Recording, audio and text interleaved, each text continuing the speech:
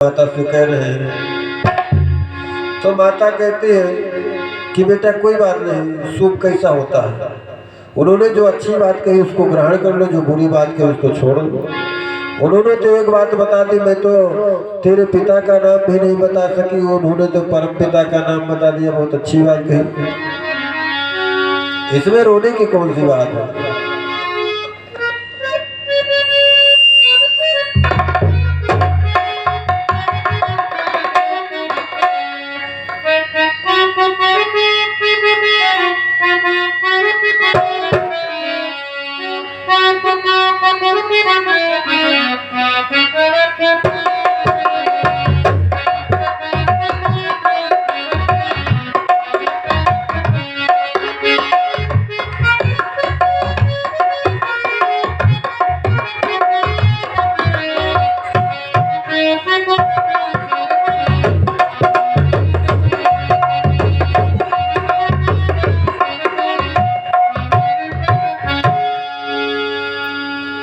उन्होंने तो परम पिता का नाम बता दिया। ध्रुव जी महाराज कहने लगे, माता मैं प्रतिज्ञा करता हूँ मैं उस परम पिता को प्राप्त करूंगा। आज ध्रुव जी महाराज माता से विदा लेकर के चल देते हैं। माता ने बहुत रोका, देखिए कितनी विकट स्थिति है। नन्हा सा बालक है, वो वन को जाए, वन में जंगल में हिंसक पशु होते हैं। माता को डर लगता, छोटा सा बालक घर छोड़कर जाए तो कैसा लगेगा। खुद ही विचार कर सकते हैं आप लोग। तो माता सुनीति ने बहुत रोका, बेटा मत जाओ, वो नहीं मानना, मैं प्रभु को प्राप्त करूंगा। प्रभु को प्राप्त करने के लिए ध्रुव जी महाराज चल देते हैं वन की ओर। वन में अब कोई प्रभु के कहते ना, भगवान का यथा माम प्रपद्यन्ते प्रतिज्ञा घोषणा। भगवान स्वयं कहते हैं, जो भक्त जो मेरे लिए एक कदम चलता है तो मैं, जो तू पग एक तो मैं चलूं पग 60। भगवान के मार्ग पर कोई भगवान का नाम लेने के लिए एक बार उत्सुक होता है, भगवान उसका 100 बार नाम लेते हैं। तो भगवान के मार्ग में चलने के लिए, भगवान को प्राप्त करने के लिए किसी के मन में उत्कंठा प्राप्त हो जाए तो भगवान ने सोचा कि मेरा भक्त आ रहा है मुझे प्राप्त करने के लिए, चलो इसकी परीक्षा ले, देखिए ये टिक पाएगा नहीं टिक पाएगा। क्षणिक वैराग्य है या अटल वैराग्य। नारदो देव दर्शन है, नारद जी प्रकट हो गए, आ गए, और नारद जी ने कहा, कहाँ जा रहे हो तुम बेटा? जंगल में।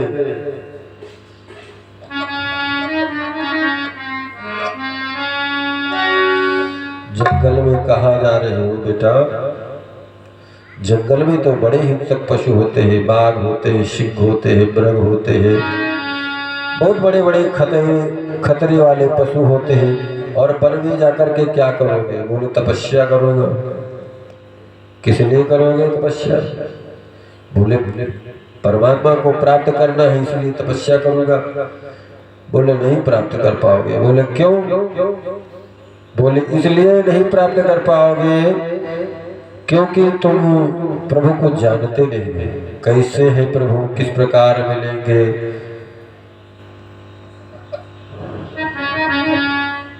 तो ध्रुव जी महाराज कहते हैं, तो तुम ही बता दो कैसे है प्रभु।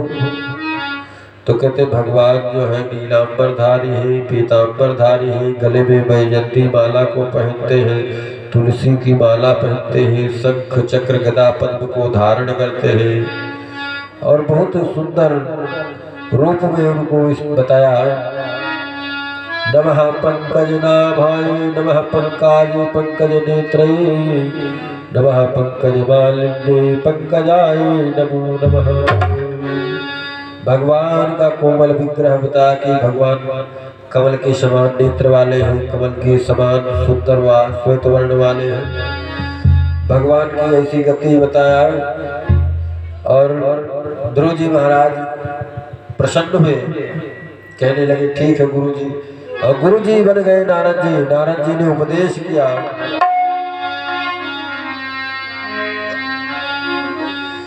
द्वादशाक्षर उपदेश किया गुरु जी ने। नारद जी ने भगवान ध्रुव जी को नारद जी ने उपदेश किया कि हे प्रभु, ध्रुव जी को उपदेश किया कि इस नाम को जपोगे तो भगवान शीघ्र उत्पन्न प्रसन्न हो जाएंगे। और जाओ तो मधुबन में, मधुपुरी में भगवान की आराधना करो। देखते हैं वैराग्य कैसा है, टटोलते हैं मेरा भक्त मेरे लायक है या नहीं। तो भगवान के प्रिय नारद जी ने भगवान के रूप का वर्णन करके सुना दिया। और ध्रुव जी महाराज मधुपुरी में तपस्या कर रहे हैं और गा रहे हैं, ओम नमो भगवते वासुदेवाय, ओम नमो भगवते वासुदेवाय, वासुदेवाय प्रभु नंदनंदनाय,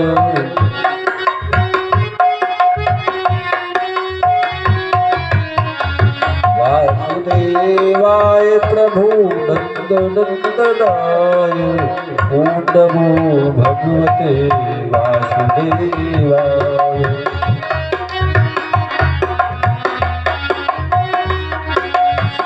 वासुदेवाय प्रभु राधा वल्लभाय, वासुदेवाय प्रभु नंदनंदनाय, ओम नमो भगवते वासुदेवाय। सभी लोग भगवत नाम संकीर्तन करें। यही से ध्रुव जी महाराज को भगवान प्राप्त हुए। नारद जी ने बताया कि इस प्रकार भगवान का भजन करोगे प्रभु जी तो प्रसन्न हो जाएंगे। और हमारे कथा को हनुमान जी बड़े प्रेम से सुन रहे हैं, क्योंकि जजमान जी हैं, हम लोगों को विदाई भी करेंगे। कथा चल रही है।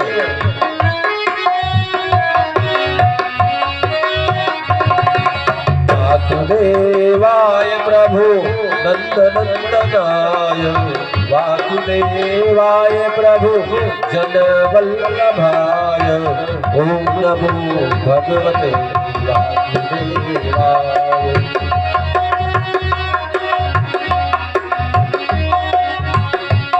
वासुदेवाय प्रभु जनवल्लभाय, ओम नमो भगवते वासुदेवाय।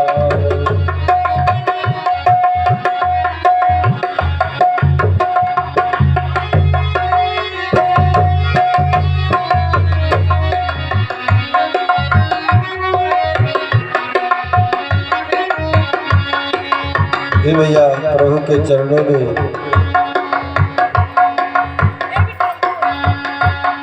भगवान जी के चरणों में 10 मुद्रा अर्पित किया है, पुष्प रूप मुद्रा अर्पित किया। भगवान को प्रसन्न रखे, खुश रखे और भक्ति का दान प्रदान करें। गुरु गोविंद भगवान की। बड़े भाग्यशाली मनुष्य हैं जो आते हैं भगवान के चरणों में। कल और परसों के बाद ये फिर वैसे हो जाएगा। भगवान जी का दरबार लगा है। तो ध्रुव जी महाराज के साथ सभी लोग तपस्या कर रहे हैं इस वन में। सभी लोग हाथ ताली को बजाते हुए कहते कथा में आकर के मुट्ठी बांधना नहीं चाहिए, मुट्ठी को खोल लेना चाहिए।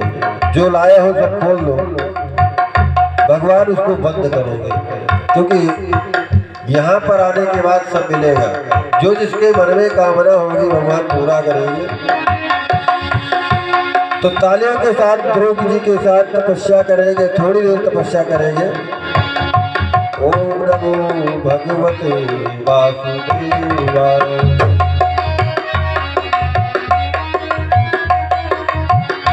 वासुदेवाय प्रभु वासुदेवाय, वासुदेवाय प्रभु,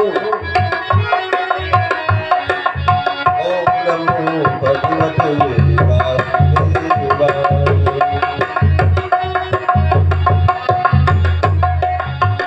वासुदेव भगवान की जय। कृष्णचंद्र भगवान की जय। ध्रुव जी महाराज खूब तपस्या कर रहे हैं, तपस्या में संलग्न है और कहते हैं ना, तिरारांत्रे तिरारांत्रे कपित्थ वदरासनः। 3 दिन में 3 दिन के बाद ध्रुव जी महाराज जी कपित्थ मतलब कैथा बेर इसको ग्रहण कर रहे हैं। तिरारांत्रे 3 दिन के अंत में 3 दिन के बाद 1 महीना तक उन्होंने कपित्थ और बेर को ग्रहण किया। आत्मवृत्त्यानुसारेण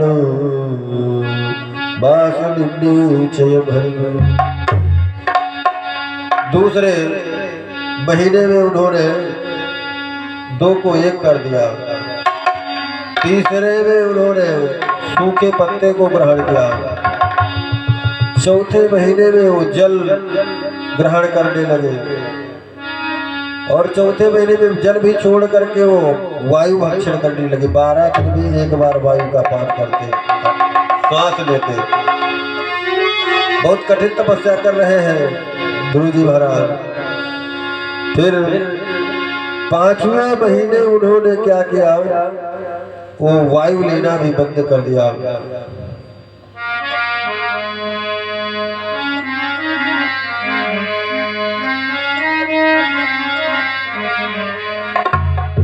तो ध्रुव जी महाराज तपस्या कर रहे हैं, हाथ उठा करके भगवान को अर्पित कर रहे हैं। जो छवि नारद जी ने ध्रुव जी को बतलाई दी और ध्रुव जी क्या कह रहे हैं कि मन में बसी बस, मन में बसी बस चाह यही, प्रिय नाम तुम्हारा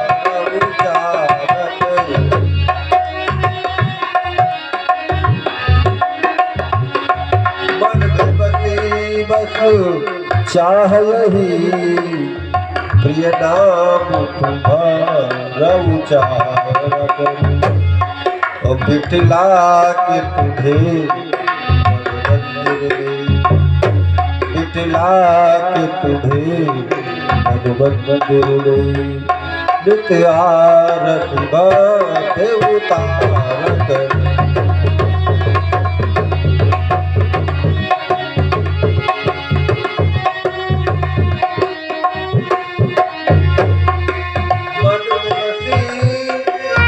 चाह यही, प्रिय नाम तुम्हारा उचार बिटला के तुझे मंदिर में नित्य आरती बाटे उतार करूं।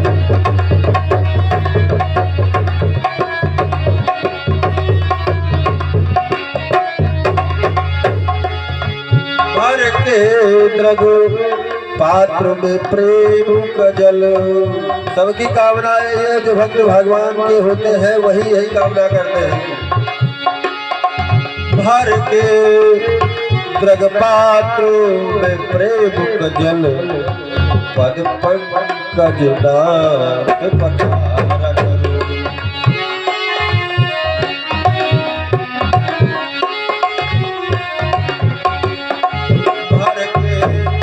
द्रग पात्र में प्रेम कजल, पद पंकज नाथ पखार करूं। और बिटला के तुझे मन मंदिर में, बिटला के तुझे मन मंदिर में नित्य आरती बाटे उतार करूं।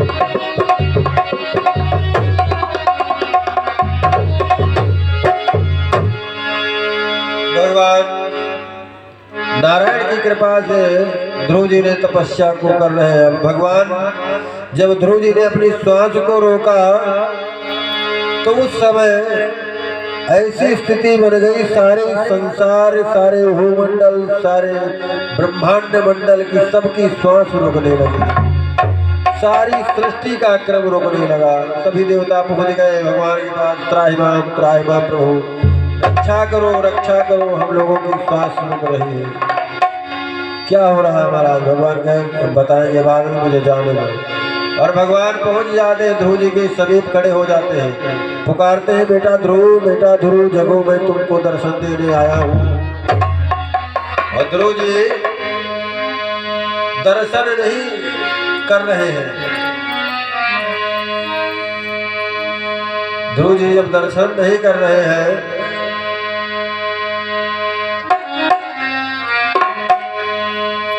भगवान ने सोचा मैं कब तक खड़ा रहूंगा, काफी देर तक खड़े रहे भगवान जी की दर्शन दे दूं, आंखें खोल।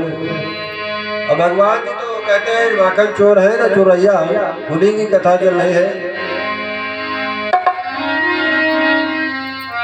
वो जो छवि को ध्रुव जी महाराज अपने हृदय में बनाए थे, हृदय में बना के संवार के रखा था, मन में मंदिर बनाया, उसी मंदिर से उस मूर्ति को चुरा लिया भगवान। और जब मूर्ति को चुराया तो भगवान की ने जब मूर्ति को चुराया तो छटपटा करके व्याकुलता के साथ आंखें खोली। जब आंख खोला तो देखा जो छवि हमारे हृदय में थी, हमारे मन मंदिर में थी, वही छवि, हमारे वही दृश्य, वही स्थिति सामने खड़ी है। अब ध्रुव जी कुछ बोलना चाहते, बोल नहीं पा रहे, छोटे से बालक, अबोध बालक। सुखदेव जी महाराज कहते हैं कि शतम विवक्षम तम तद्विदं ज्ञातवस्य सर्वस्य हृदय संव्यवस्थितः कृतांजलिं प्रभुमेन कमुना पस्पर्शिवालं कृपया कपूरे। ध्रुव जी महाराज कुछ कहना चाहते हैं परंतु गला अवरुद्ध हो रहा है, कुछ कह नहीं पाते हैं, सोच रहे क्या करूं क्या कहूं। तो भगवान समझ गए ना, भगवान जानते हैं अंतर्यामी है, जो घट घट में व्याप्त है, परमात्मा है, सर्वात्मा है। उन्होंने देखा कि मेरा भक्त कुछ कहना चाहता है तो उन्होंने क्या किया, पस्पर्शिवालं कृपया कपोले, वो उसके गाल, जो ध्रुव जी का कपोल मतलब गाल होता है, इस गाल पे उन्होंने शंख, जो उनके हाथ में चतुर्भुज धारण किए, एक में चक्र है, एक में गदा है, एक में पुष्प लिए हैं, एक में शंख लिए हैं। तो उस शंख वाले हाथ से ध्रुव जी के गाल को स्पर्श किया। अब ध्रुव जी कहते हैं बहुत स्तुति करने लगे, यो तहा प्रविश्य ममवाच दिमां प्रसुप्ता संजीवयन् किल शक्तिधरः सुधाम्ना अन्यशक्तिचरण श्रवण त्वदादि प्राणो भगवते पुरुषाय तुभ्यम्। उन्होंने देखा, ऐसी स्तुति करने लगे। ध्रुव जी महाराज कहते हैं कि हे प्रभु, हे जगन्नाथ, जैसे शंख का स्पर्श कपोल में किया, गाल में किया, वो स्तुति करते हैं। प्रविश्य ममवाच, योऽन्तः, मेरे अंतःकरण में आपने प्रवेश करके मेरी सोई हुई बुद्धि को जागृत कर दिया, सजीव कर दिया। अन्यश्च हस्तचरण श्रवणत्वगादि प्राण नमो भगवते पुरुषाय तुभ्यम्। मैं प्रभु, हे परम पुरुष, हे परमात्मा, मैं आपको नमन करता हूँ। आप प्रसन्न रहें, अपने भक्तों को कल्याण देने वाले हैं।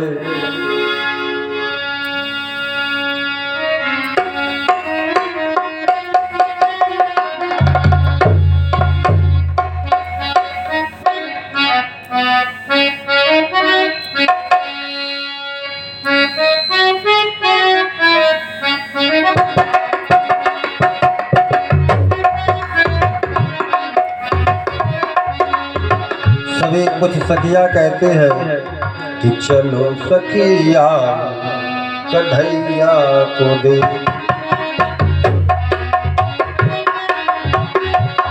चलो सखिया कन्हैया को दे। चलो सखिया चलो सखिया चल सखिया चल सखिया कन्हैया को दे। चल सखिया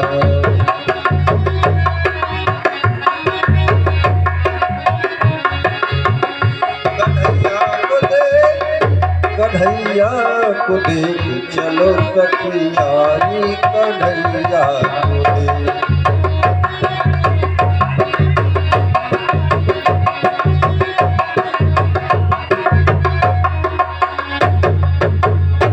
सखिया कह रहे हैं जो भगवान पहुंच गए, काफी देर तक स्थिति बनी रही कि उनका वैकुंठ लोग खा ले रहा। अपने बालक को गोदी में बिठाकर उसका स्पर्श किया, बहुत प्रकार से समझाया। भगवान कहते हैं घट-घट की बात है, आशीर्वाद दिया कि हे ध्रुव तुम्हें मैं वो लोक दे रहा हूँ, ध्रुव लोक प्रदान करता हूँ जिसके लिए बड़े बड़े देवर्षि महर्षि देवता सभी तपस्या किया करते हैं, नहीं प्राप्त होता है, ध्रुव लोक प्रदान करता हूँ। परंतु आपके मन में कामना थी, कोई कामना लेकर के आए हो भजन करने के लिए, अभी तुमको मैं वो लोक नहीं दे सकता हूँ। जाओ 36,000 वर्ष तक तुम राज्य करो। ध्रुव जी महाराज अब देखो कहते हैं ना,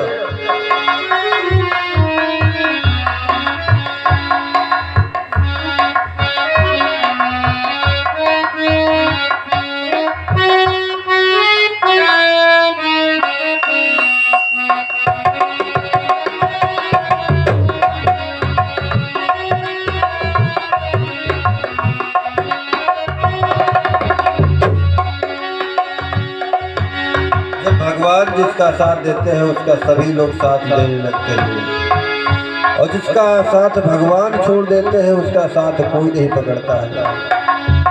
आज वो रानी सुरुचि और सुनीति और राजा सब आ रहे हैं ध्रुव जी महाराज को लिवाने के लिए, ध्रुव जी महाराज को लेने के लिए आ रहे हैं।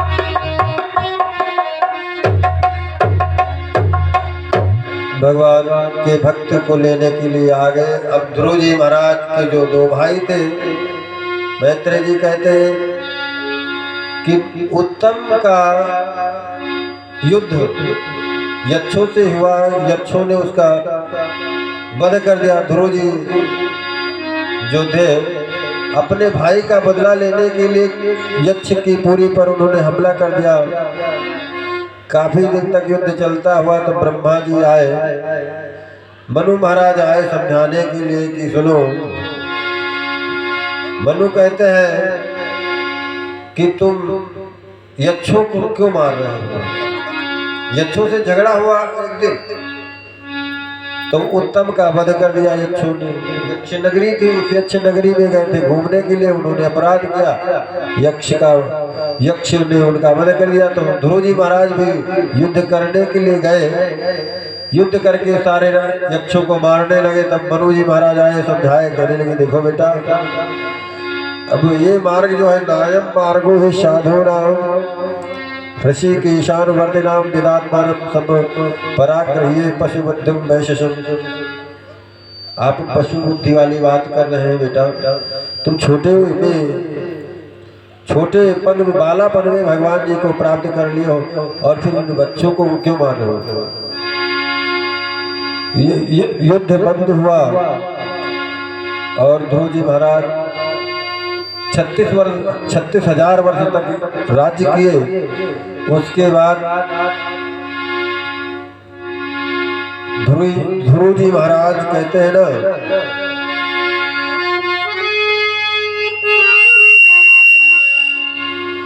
ध्रुव जी महाराज आज कहते हैं ना कि ये मृत्यु लोक है, इस मृत्यु लोक में सबको जाना होता है। आज ध्रुव जी महाराज के लिए विमान आया, परंतु विमान से पहले एक काली कुरूप वाली स्त्री आकर के कहने लगी, सुनो मुझे वरण करो तब तुम जाओ, तुम मुझे वरण करे बगैर नहीं जा सकते।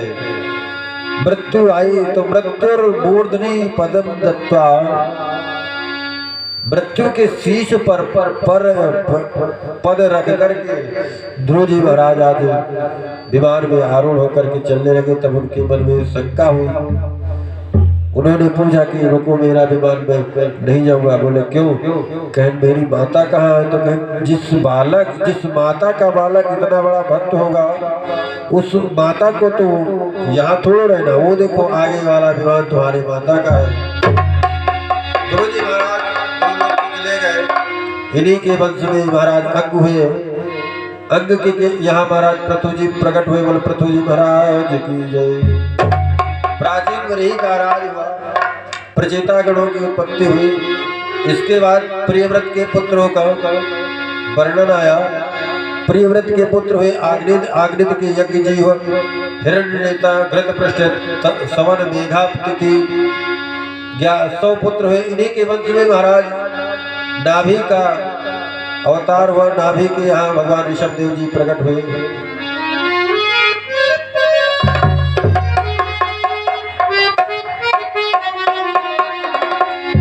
ऋषभ देव जी के 100 पुत्र थे। अब ऋषभ देव जी जो है बहुत ही धर्मात्मा है। जैन धर्म का जो आजकल जैन धर्म चल रहा है, इन्हीं से जैन धर्म का प्रादुर्भाव हुआ। बोलो ऋषभ देव महाराज की जय।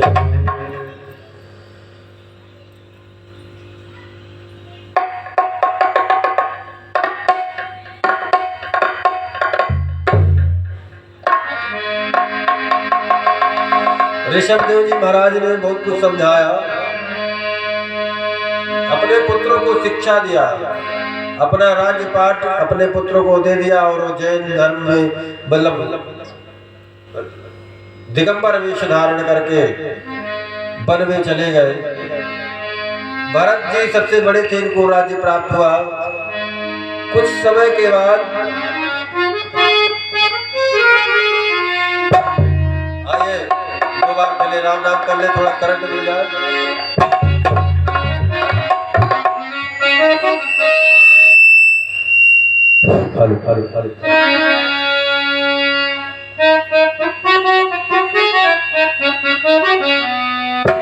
श्री कृष्ण गोविंद हरे मुरारे, हे नाथ नारायण।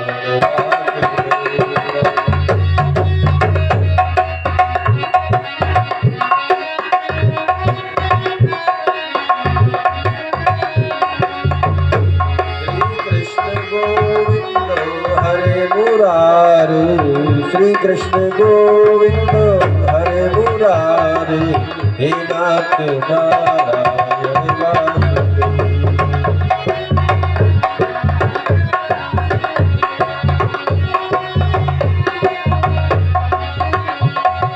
हे नाथ नारायण वासुदेव, हे नाथ नारायण वासुदेव। श्री कृष्ण गोविंद हरे मुरारे, हे नाथ नारायण।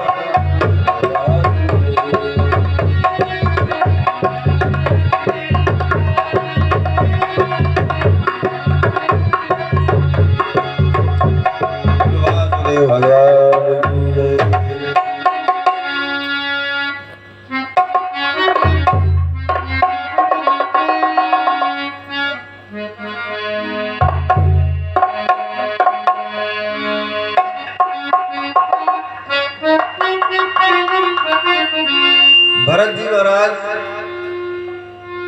को राजा बनाया। भरत जी ने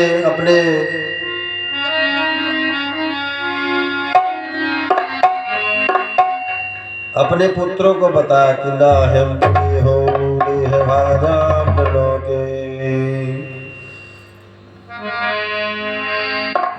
के कष्टान कामान नरहते बिन भुजांगे, कि कष्ट रूपी कंटक जो है, कामना रूपी कंटक जो इंसान को चुभते रहते हैं, इनको नहीं करना चाहिए। और भरत जी ने अपने राज्य का भार सुमति को दे दिया और पहुंच गए तपस्या करने के लिए। कहने लगे कि अपने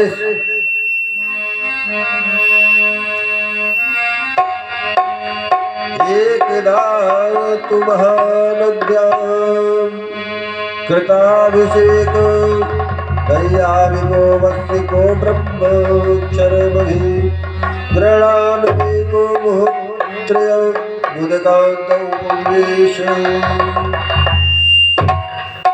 एक दिवस की बात है, राजा भरत जी ने दर्पण में अपने आप को देखा तो देखा कि बाल पक गए हैं, मन में वैराग्य उत्पन्न हुआ। एकदा, जहाँ एक बार का शब्द आया, एकदा शब्द आया, उसका बड़ा महत्व है, कोई ना कोई कथा जुड़ी हुई है। तो एकदा उस विषय में नारद जी, भरत जी ने अपने पुत्र को राज्य का भार दे दिया और कहे हृदय बहुत दुखलाग समय गया हरि भजन में। मैंने भोग भी लाश में समय बिता दिया और सब समय चला गया।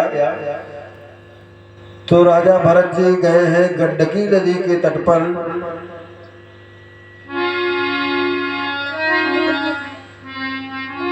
गंडकी नदी के तट पर भगवान भुवन भास्कर सूर्य नारायण की आराधना कर रहे हैं, तपस्या कर रहे हैं।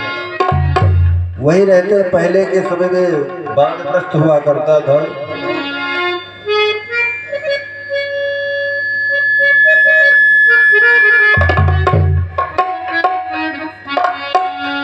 तो वानप्रस्थ बनकर के गंडकी नदी के तट पे वो तपस्या कर रहे। एक दिन की बात है, तत्र राजन हरणी पिपासया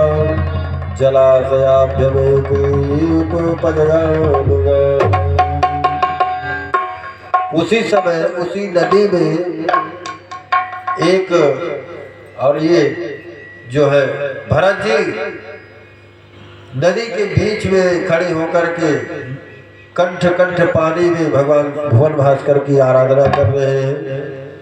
उसी समय एक हिरणी जो है जल पीने के लिए उस नदी के तट पर आई। जल पी ही नहीं थी कि उधर बड़े जोर के साथ भयंकर गर्जना हुई, सिंह ने दहाड़ लगाई। सिंह ने दहाड़ लगाई तो हिरणी बहुत डरी हुई थी, वो डर गई थी। गर्भिणी हिरणी थी, वो नदी को पार करने के लिए छलांग को लगाया और नदी में वो नदी को न पार कर सके, उसका प्रसव हो गया। उस हिरणी का प्रसव उस नदी में हो गया। नदी में भरत जी भगवान भुवन भास्कर की आराधना कर रहे थे तो देखा कि और हिरणी जाकर के गुफा में घुसकर उसका प्राणंत हो गया। उस मृग शावक को उन्होंने देखा कि छोटा सा नन्हा सा मृग शावक है, ये बह जाएगा, मर जाएगा। जीव रक्षा के लिए उन्होंने उसको बचाया, उसको निकाला। अब उसकी देख रेख भी करने लगे। देख रेख करते करते भरत जी जो है उसी में तल्लीन होने लगे, उसी मृग शावक के पीछे पीछे बने रहते हैं। इसीलिए कहते हैं ना, जरा सोच समझ के मोह उत्पन्न करो, कहाँ मोह करना चाहिए। तो मृग शावक को जो है नहला रहे, धुला रहे, खिला रहे हैं। थोड़ी थोड़ी छोटी छोटी दूध की पत्ती तोड़ लाते, उसको खिलाते हैं, उसके लिए दूध की व्यवस्था करते हैं। अब उसमें समय बीतने लगा। अब वो मृग शावक था, जिसको कहते ना, जिसको मानो उसको भी भाई बड़ा प्रेम उत्पन्न हो जाता। वो भी आवे तो भी अपने सींगों से उनकी पीठ को भुजावे, उनको बड़ा आनंद आवे। भरत जी महाराज उस मृग शावक से उसके साथ समय व्यतीत करने लगे। एक दिन की बात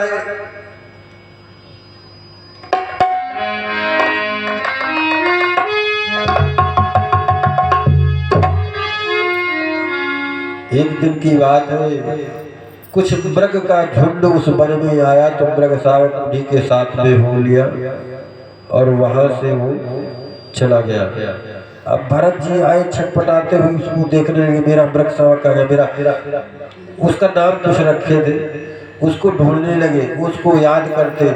अब न मिले, काफी समय बीत गया, उसी में पूरा समय पूरा गंवाने लगे।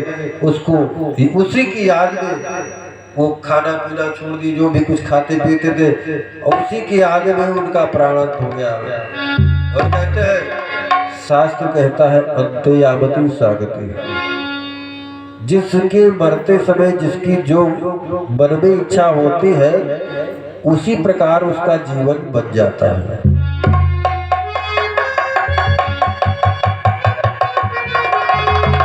तो भरत जी का अगला जन्म हुआ मृग बन गए।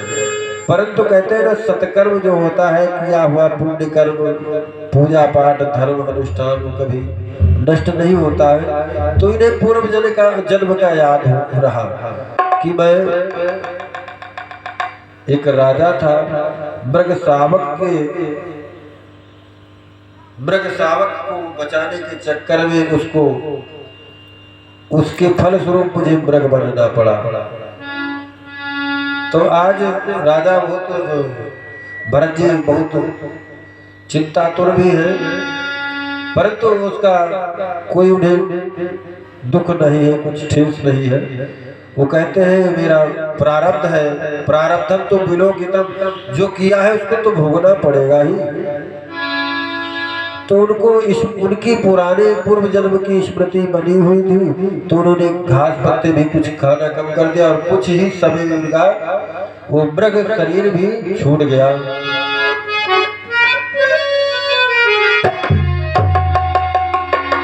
अब भरत जी का अगला जो जन्म हुआ, वो जन्म हुआ जाकर के अंगिरस गोत्र एक ब्राह्मण के घर में उनका जन्म हुआ।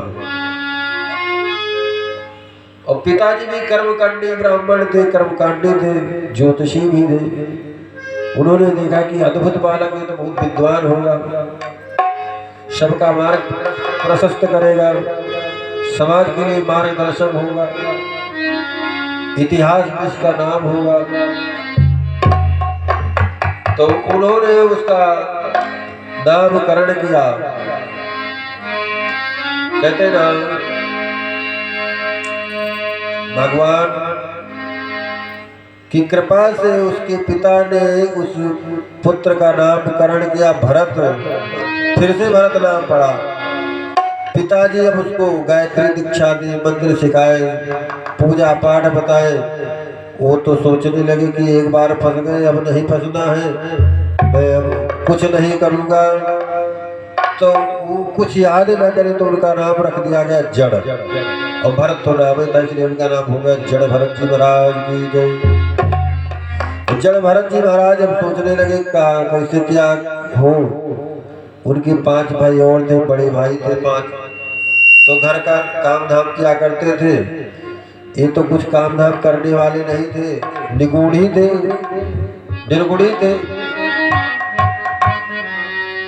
तब इनको कोई काम बताया जाए कि जाओ एक गड्ढा बना दो, नाली खोद दो, ये कर दो, तो जिधर गड्ढा हो उसको पाट दे और पटे हुए को गड्ढा कर दे। खेत रखाने को भेजा जाए, जाओ खेत रखाओ, तो खेत में चिड़ियों को बुलावे। कहते राम जी की चिड़ैया, राम जी का खेत, खाओ चिड़ियों भर भर पेट। राम जी की चिड़ैया, राम जी का खेत, खाओ चिड़ियों भर भर पेट। खाओ।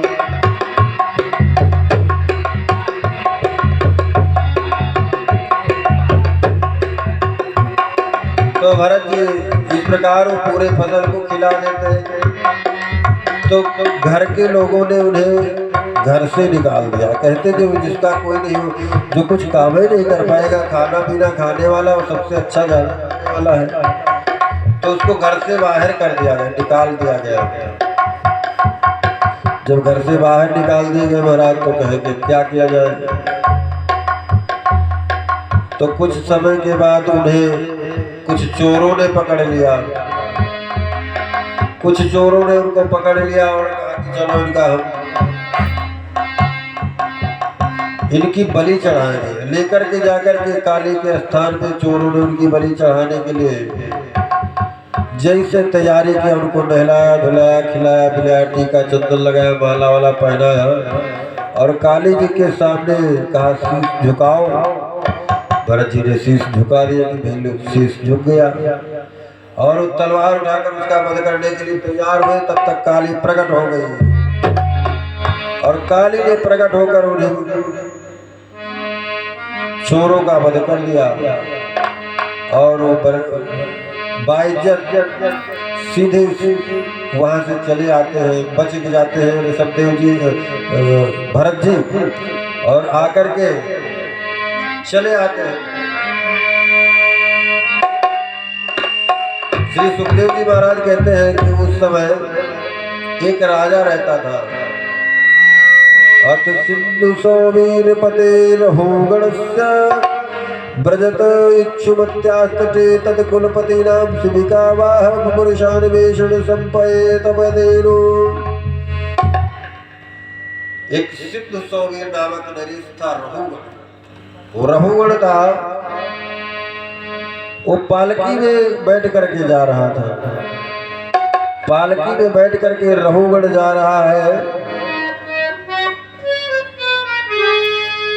रहुगण जब पालकी में जा रहा है तो उसके भारवाहक कहार जो होता था, जो भार को ढोने वाला होता था, उसकी तबीयत खराब हो गई, उसको बुखार हो गया। तो उसके सेवकों ने कहा महाराज अब आप नहीं जा सकते। बोले क्यों नहीं जा सकता? बोले क्योंकि आपके लिए कोई भार वाहक नहीं, भार वाहक की तबीयत बिगड़ गई है। तो बोले जाओ जो कोई मिल जाए उसको पकड़ लाओ। तो भरत जी मिल गए रास्ते में, उनको पकड़ करके आग उसमें लगा दिया गया कहार के रूप में भार ढोने के लिए। भरत जी ने भार ढोना प्रारंभ किया। जैसे चींटियां देखे तैसे छलांग लगा दे। अब जैसे भरत जी छलांग लगावे तो रहुगण पालकी में बैठा, उसका सर लड़े खटाक इधर उधर हो जाए। वो बड़ा रुष्ट हुआ, क्रोध करके बोला ये कौन है, मैं इसकी चिकित्सा कर दूंगा। कस्तम निगुण चरस्यदान।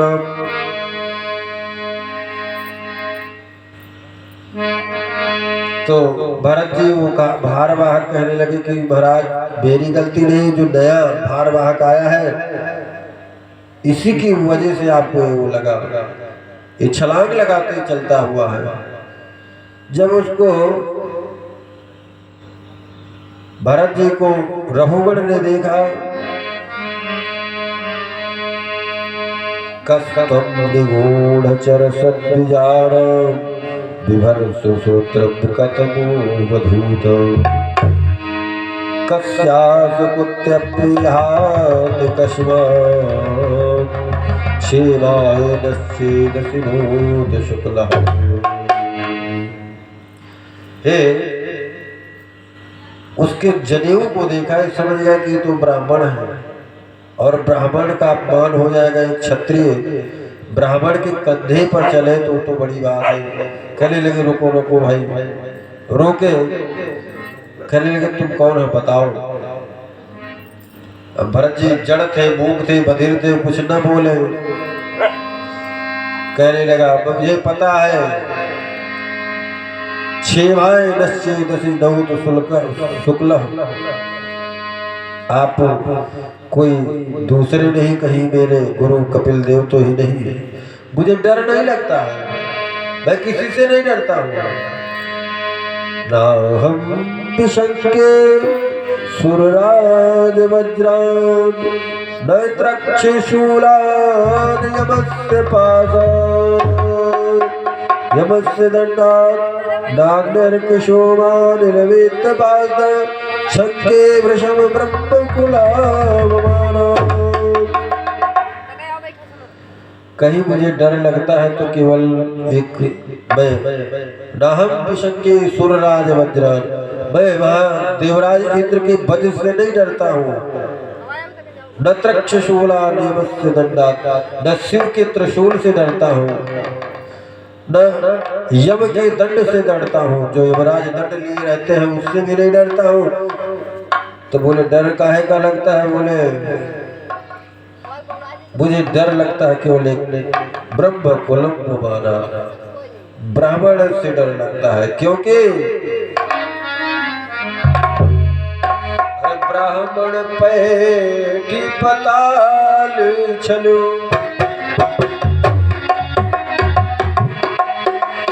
ब्राह्मण पैठी पताल छलो, बलि ब्राह्मण 60,000 उबारो।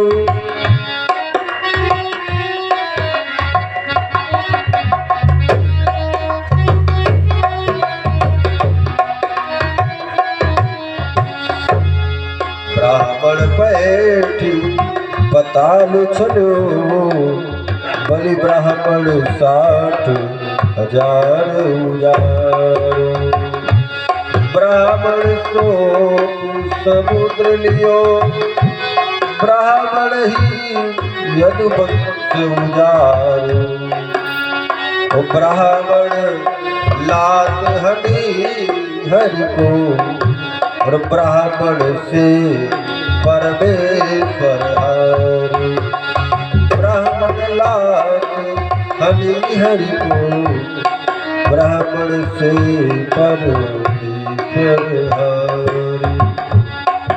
मैं एक ब्राह्मण कुल के अपमान से डरता हूँ, मैं बाकी मुझे डर वर कुछ नहीं लगता है। तो बताओ आप कौन हो? और ये रहुगण कौन है पता है? ये रहुगण वही राजा, ये राजा रहुगण वही है जो मृग था, मृग श्रावक था। इसका दूसरा जन्म, कहते हैं ना सत्संगत का बड़ा प्रभाव पड़ता है, राजा बन गया और धर्मात्मा राजा था। इस प्रकार महाराज जड़ भरत जी ने बहुत प्रकार बताया। ये देखिए आत्मा ये रहुगण क्या है? इसी शरीर में व्याप्त है। इसके बाद महाराज इन्हीं के वंश में